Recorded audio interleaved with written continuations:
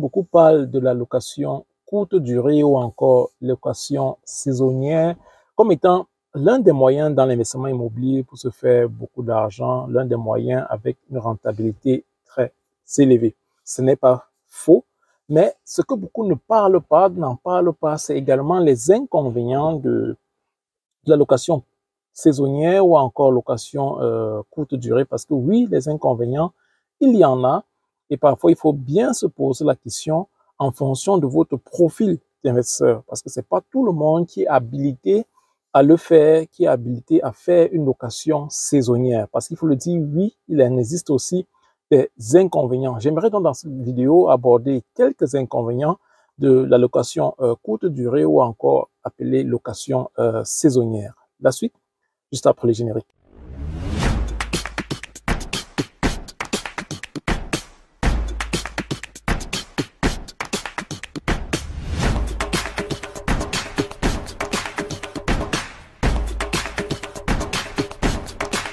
Salut à toi qui me regarde, je suis Cédric, je suis le promoteur de la CEF Academy qui a pour mission de sensibiliser, de conseiller et d'accompagner toute personne désirant se bâtir un patrimoine financier et immobilier de qualité en Allemagne. Dans le cadre de notre académie, nous offrons des formations, nous faisons des coachings, des mentorings sur les thématiques telles que les finances, la fiscalité et l'investissement immobilier. Concernant l'investissement immobilier, nous avons multiplié un guide qui te permet en très peu de temps d'avoir les bases nécessaires pour un investissement réussi. Donc, dans la barre de description ou alors en commentaire, tu trouveras un lien pour le télécharger gratuitement. Nous t'offrons également une première séance d'entretien gratuite. Dépêche-toi donc afin d'en profiter. Si tu n'es pas encore abonné à cette chaîne, je te prierai de le faire, d'activer la cloche de notification afin de ne pas rater nos nombreuses et intéressantes vidéos et surtout de partager cette vidéo avec tes proches. Revenons donc sur notre thématique qui concerne la location saisonnière et ses inconvénients.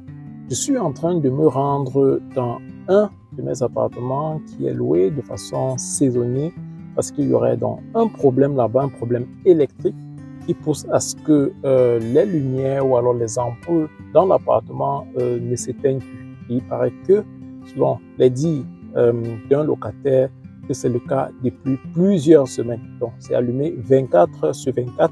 Vous pouvez donc vous imaginer la consommation qui est en train de se produire de ce côté-là. Donc, et je disais donc d'entrée qu'on parle très souvent de location saisonnière, on parle de son rendement qui est très intéressant, mais on ne parle pas assez des inconvénients. C'est pourquoi j'ai tenu à en parler, à échanger avec vous concernant quelques de ces inconvénients, et il est très important de les savoir avant de s'y lancer. Alors je vais sans plus tarder commencer déjà par le premier inconvénient que je citerai ici. C'est déjà de savoir que l'activité ou alors la location saisonnière, c'est une activité chronophage, c'est-à-dire que c'est une activité qui va vous coûter beaucoup de temps. Il faut vous assurer d'avoir du temps pour le gérer, surtout quand vous êtes encore à vos débuts. Parce que très souvent, quand on a encore à ses débuts, on n'a pas encore assez de moyens, on ne gagne pas encore assez pour pouvoir déléguer cela à une structure qui va le gérer. Vous savez que quand vous achetez un appartement, par exemple, ou deux, si vous avez deux ou trois, et que vous voulez maximiser au niveau du rendement, vous êtes appelé à le gérer vous-même. Si vous avez un appartement, vous allez le gérer vous-même. Et ça, vous devez donc avoir du temps. Parce que la fluctuation dans la location saisonnière, elle est élevée. Ça voudrait dire qu'il faudrait avoir du temps pour aller passer la clé à celui qui va entrer, aller récupérer la clé. Il faudra faire du ménage et bien d'autres choses. Et tout cela nécessite du temps qu'il ne faut pas négliger.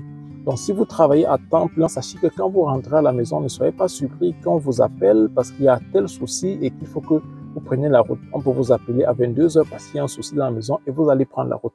Donc, il faut bien y penser, surtout quand vous êtes encore au début, c'est votre premier appartement.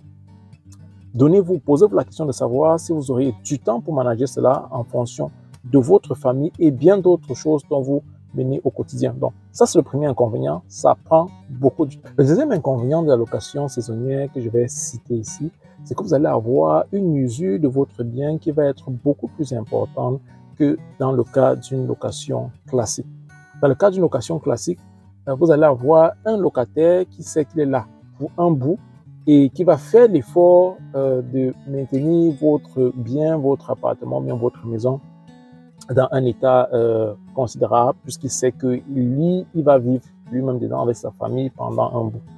Dans le cas d'une location saisonnière, très souvent, le concerné ne vit pas là avec sa famille, il est très souvent seul ou elle est seule. Donc, et il sait que c'est pour un bout et il s'en fiche. Hein. Vous avez des biens où quand vous entrez là-dedans, vous posez la question de savoir qui a vécu là-dedans. Et si c'était un être humain qui vivait là-dedans, parce qu'il le laisse dans un état vraiment déplorable. Donc, et dans certains cas, vous allez arriver qu'il y a des choses qui sont cassées. C'est vrai qu'il peut laisser comme ça, il a eu à laisser peut-être une caution, mais la caution ne suffit pas toujours pour réparer tout cela. Donc, il y a vraiment des dégâts qui peuvent être causés, qui vont vous coûter ou alors peuvent vous coûter beaucoup d'argent. Donc, il y a vraiment ce facteur d'usure là qui est beaucoup plus élevé dans le cadre d'une location saisonnière. Un autre inconvénient ici là concerne les revenus irréguliers. Oui, on l'a dit, certes, dans la location saisonnière, tu as des rendements élevés ou alors des revenus un peu plus élevés que dans du classique.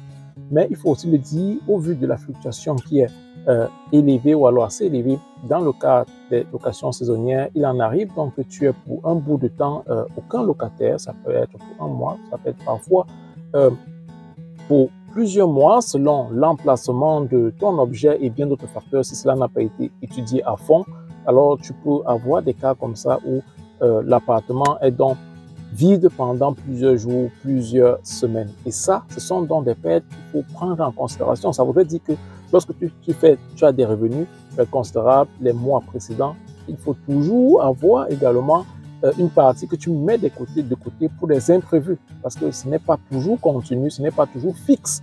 Comme dans le cadre des revenus classiques, il y a beaucoup de variations.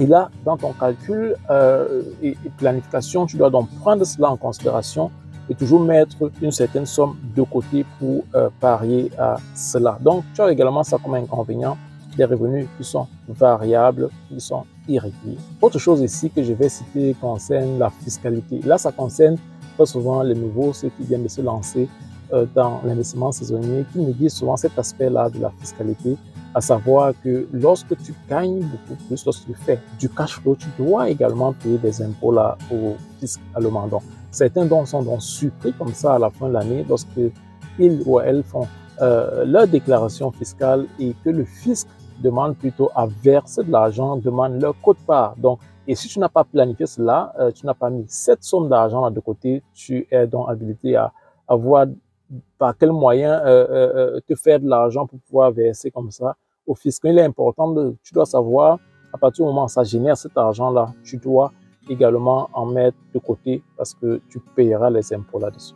Un autre inconvénient que je vais citer ici concernant la location saisonnière, il y en a vraiment beaucoup, je vais citer cela et puis on va s'arrêter là, je vais prendre la route, c'est que les charges également sont élevées comparées à la location classique. Et quand je parle de charges ici, je fais allusion à l'électricité, la consommation électrique, au chauffage, à l'eau et bien d'autres choses dans l'appartement. Parce que très souvent, ce qui se passe, c'est que le locataire, il a un paquet all-inclusif, donc il paye avec tout cela y compris à l'intérieur. Et là, il consomme à sa guise, c'est vraiment le cas. Certains vont allumer le chauffage et s'en aller. Hein. Certains vont allumer dans la lumière, l'électricité, et puis s'en vont, ils n'éteignent pas. Donc, vous voyez, ça consomme beaucoup plus. Donc, vous devez être conscient de cela. Vous devez prendre des dispositions parce que à la fin du mois ou alors à la fin de l'année, hein, la structure qui vous livre l'électricité vous fera comme ça des factures et vous serez dans la grande partie des cas, très souvent, on se retrouve en train de payer encore en plus. Donc, c'est pourquoi il faut prendre donc des mesures pour pouvoir, comme ça, réduire cela au maximum. Concernant, par exemple, l'électricité, vous pouvez installer des détecteurs de mouvement, hein, ce qui permet que lorsque il y a mouvement dans l'appartement ou bien au couloir, comme ça, la lumière va s'allumer. S'il n'y a pas de mouvement pendant un certain temps, ça s'éteint. Hein, ça, c'est important. Ce sont des système que j'ai également installé chez moi et bon, néanmoins, apparemment ça marche plus, c'est pourquoi on m'a appelé également pour me dire que dans cet appartement-là, c'était allumé comme ça depuis, bien que ce soit ces détecteurs-là soient installés. Je vais comme ça prendre la route pour voir concrètement de quoi il est question, pourquoi c'est allumé comme ça 24/24, quel est le problème électrique qu'on a. Et comme je dis d'entrée, c'est également ça la réalité. Lorsque tu as des appartements comme ça que tu loues de façon saisonnière, et que tu seras confronté à de telles situations très souvent. Donc, je prends la route et puis quand je vais y arriver, je vais rallumer la caméra et on va jeter un coup d'œil ensemble. À tout de suite. Alors là, je suis sur les lieux. L'entrée, c'est celui-là qui est derrière. Donc, je vais entrer, je vais retourner la caméra pour vous montrer de quoi il est question. Vous verrez également que la lumière est probablement allumée comme ça et c'est le cas depuis plusieurs semaines.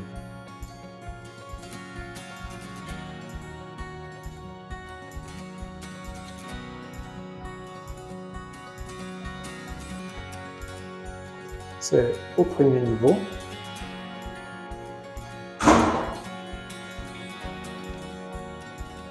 Et c'est l'entrée là à droite. Donc vous voyez déjà que la lumière de l'extérieur, déjà vous voyez que c'est allumé là au couloir. Vous pouvez observer la lumière. Et c'est le cas comme ça depuis plusieurs semaines. Je vais ouvrir la porte pendant dans l'appartement.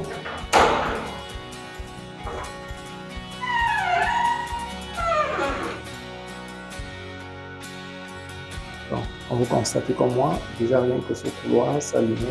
Et comme vous êtes entré, c'est le cas depuis plusieurs semaines. Et on me l'a signalé comme ça hier, avec que je viens de constater de mes yeux. J'ai eu à contacter déjà le technicien, l'électricien, qui arrive là tout de suite, pour qu'on puisse s'assurer de quoi il est question. Là, la lumière ne devrait pas être le cas, ça ne devrait pas être allumé autant pour moi, ça devrait être éteint. Et lorsque j'ouvre avec le mouvement, parce qu'il y a un détecteur de mouvement, ça devrait donc s'allumer. Donc, et il paraît également que dans d'autres secteurs, dans d'autres chambres, c'est le cas où ça ne s'éteint même plus du tout.